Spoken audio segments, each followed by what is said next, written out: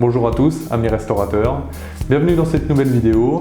Aujourd'hui, on va rénover encore un autre moteur et en plus, c'est le moteur que vous avez choisi. Comme j'attends encore la 205 GTI de carrosserie, j'ai toujours pas de nouvelles sur quand elle va être finie. Je me suis dit, il faut que j'attaque un autre projet, quelque chose d'autre à refaire. Donc, j'ai des moteurs à l'arrière de chez moi. Je vous ai posé la question sur Instagram. Il y avait 3 choix possibles.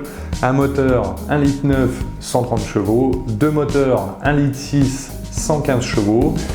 Et bon, je m'en doutais, vous avez choisi celui-là, c'est le moteur 1,9 litre 130 chevaux qu'il y avait à l'origine dans la 205 GTI. Maintenant, on n'a plus qu'à le restaurer complètement, donc de A à Z, comme on a fait sur le GTI 1,6 litre 105 chevaux, mais sur un 130 chevaux. Je vais même essayer de faire un peu plus que ce que j'avais fait à l'origine, c'est-à-dire la culasse, je l'avais fait complètement refaire par un atelier. Là, j'ai envie que ce soit moi qui le refasse complet. Donc, je vais le faire surfacer. Par contre, moi, je vais m'occuper de tout ce qui est rodage des soupapes et autres dedans. Alors, comme vous pouvez le voir à côté de moi, il y a un bel aspirateur. C'est parce que en même temps que je change de projet, j'essaye de ranger et de nettoyer un bon coup le garage parce que ça devenait un petit peu laborieux et je vous ai aussi partagé ça sur Instagram, donc n'hésitez pas, si vous avez Instagram, à venir me rejoindre parce qu'en fait je pose beaucoup de questions sur les projets à venir, je partage un petit peu de choses sur la vie du garage. Et ben maintenant on va pouvoir attaquer à mettre ce moteur là sur le support d'atelier, là où pour le moment il y a le 1,6 litre 105 chevaux. Mais pour ça, il faut que je le descende, donc il faut que je descende ce moteur de la chèvre, que je prenne la chèvre pour enlever ce moteur là-bas, que je mette ce moteur dessus. Enfin, voilà, vous l'avez déjà vu, et en plus il faut que je fasse un petit peu de ménage parce que là-dessous, c'est pas encore fait.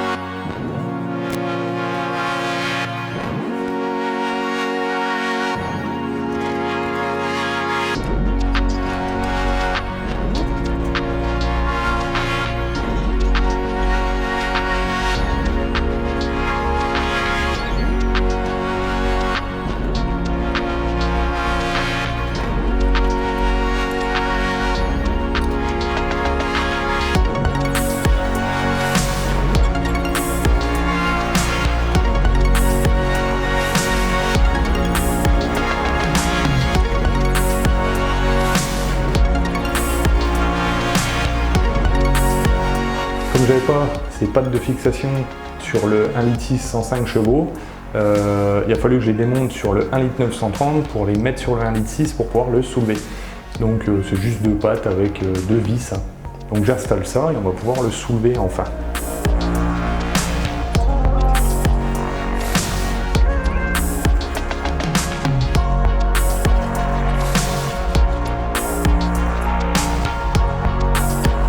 Je ne sais plus si j'en avais parlé, mais pour mon déménagement, j'avais fait une barre de renfort au bout du moteur.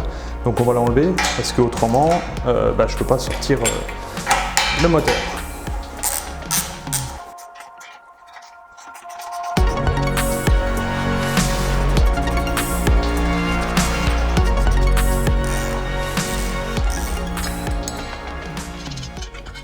Je fasse hyper gaffe parce qu'il risque de sortir d'un seul coup.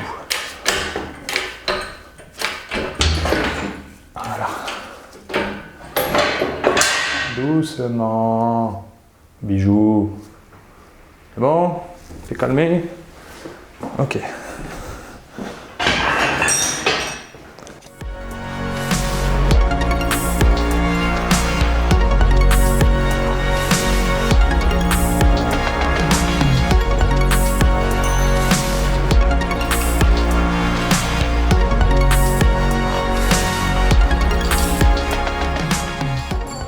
Pendant qu'on y est, on va remonter ce joint là, comme là on avait le support, je ne pouvais pas le faire, donc je vais remettre le joint hop, qui va comme ceci. Et petit coup de maillet.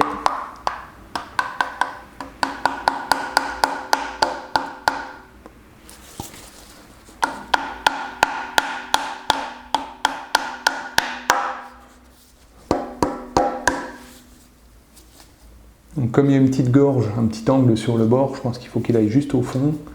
Donc là, je pense qu'il est vraiment pas mal. Bon, allez, on le pose, celui-là.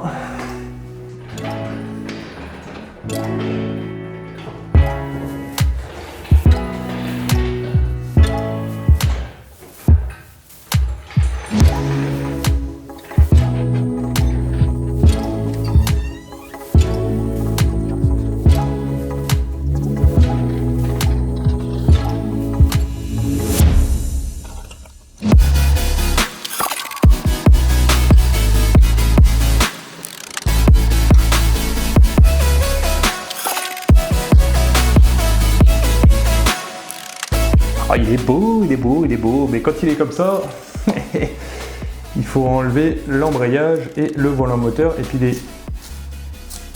les feuilles aussi. Voilà, hop. Vous venez voir ça. Donc là, c'est assez simple hein, quand même.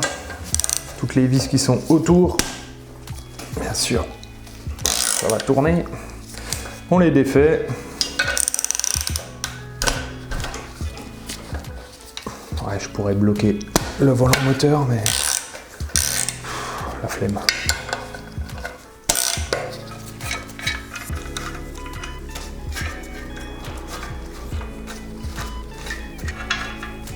Alors déjà, on peut voir au bout qu'il est quand même bien marqué. Bon, et ça va, il y a pire quand même, mais il est quand même pas génial, génial.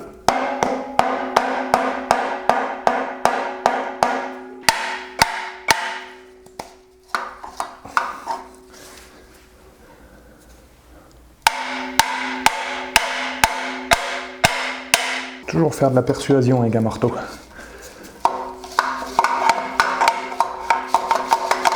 Ouais, bien rouillé lui. Hein.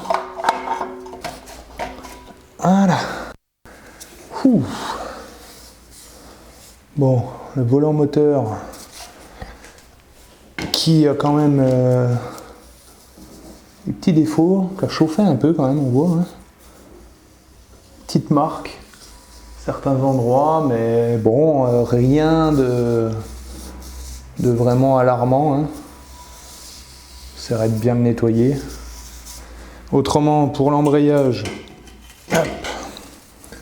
donc le disque d'embrayage, oh bah, c'est bizarre, il est un peu au rivet quand même là, il y arrivait. Hein.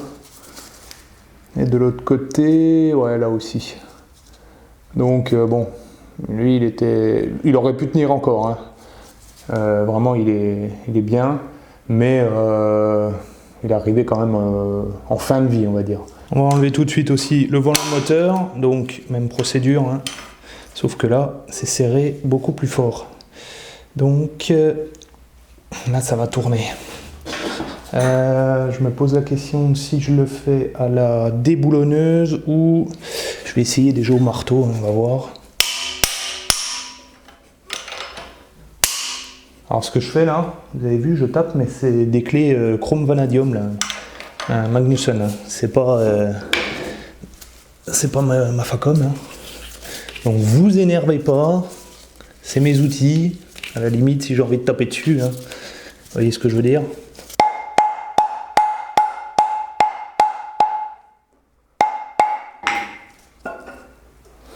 Voilà. Ouh. Volant moteur il est enlevé. Alors je sais pas, vous allez peut-être pouvoir me le dire dans les commentaires, j'en ai pas pour mon 1,6 litre 105, je sais pas si c'est les mêmes entre l'1,9 litre et l'1,6 litre, alors bon je vais faire mes recherches, mais si toutefois vous savez, si c'est les mêmes à la limite j'utiliserai peut-être celui-là, ça pourrait être pas mal en fait, faut que je regarde si c'est les mêmes, mais peut-être que vous avez l'info et que vous savez, donc n'hésitez pas à me le dire dans les commentaires. Et je vais pouvoir mettre le support.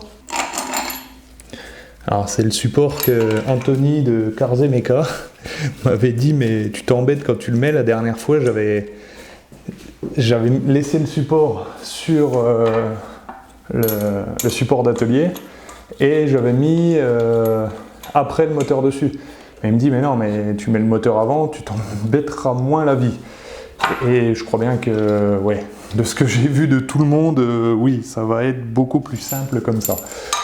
Bon, après, hein, quand on n'a pas les connaissances, eh ben, on les apprend. Merci à lui de m'avoir dit que c'était comme ça.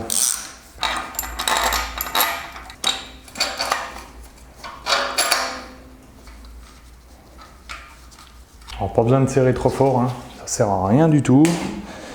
Et bien maintenant, celui-là sur le support et ce sera parfait.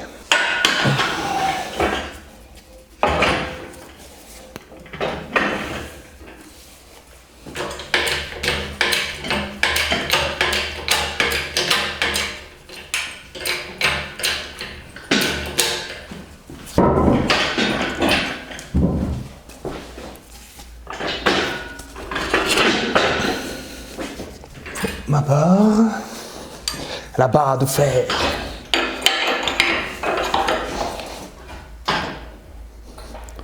Ok, c'est bon. Il est enfin sur le support.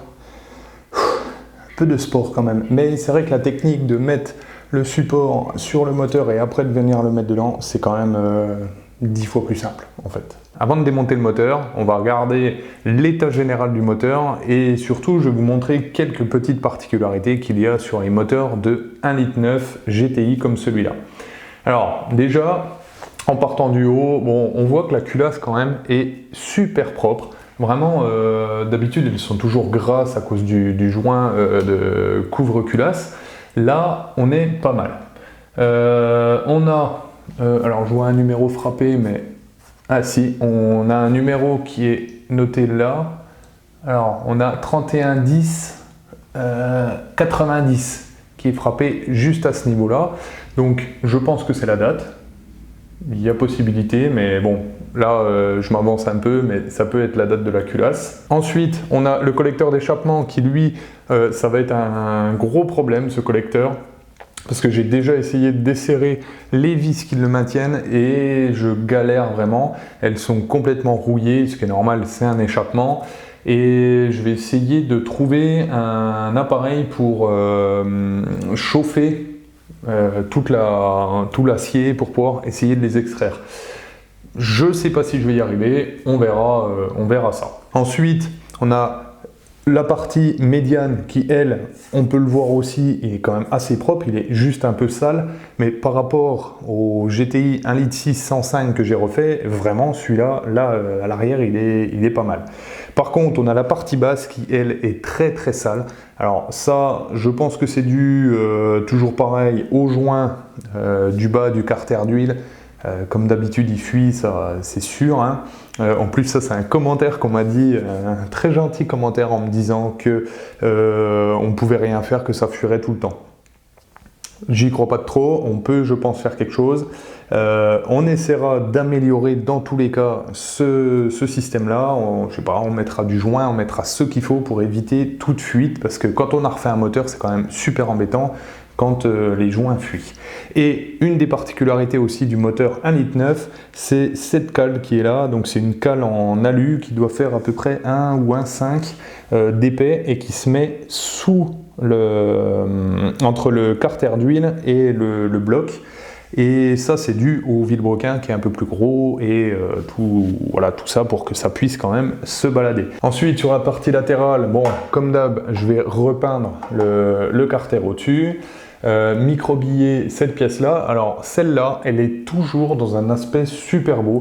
Je pense vraiment que c'est pas le même aluminium qui a été utilisé là que pour les blocs ou les autres pièces. Celle-là, elle est toujours brillante de chez Brillante, donc ce sera en gros un gros nettoyage, un micro-billage pour la redonner encore un petit peu plus neuf et ce sera très bien. J'ai mis mon petit tournevis là au milieu parce que je voulais essayer de bloquer la poulie qui est au bout là. Et je voulais essayer en mettant ma douille dedans et en essayant à la déboulonneuse. Bon, je ne l'ai pas encore fait. Ensuite, On a des carters qui sont quand même là dans un sale état, ils sont complètement craquelés. Bon, il va falloir que je le change. Je crois que j'en ai trouvé peut-être en neuf, donc je vais voir si j'arrive à en commander. Autrement, bien sûr, changement pompe à eau, courroie de distribution, ça c'est tout à fait normal et classique et c'est ce qu'on va faire. Et pour la partie avant, là ça va être comme d'habitude, gros nettoyage. Là on peut le voir, on le voit bien quand même, c'est vraiment bien gris, il est propre. Je ne sais pas pourquoi les moteurs, je pense que c'est l'aluminium qui ne devait pas être le même entre les premiers et les derniers. On peut voir là vous voyez, il est encore bien beau.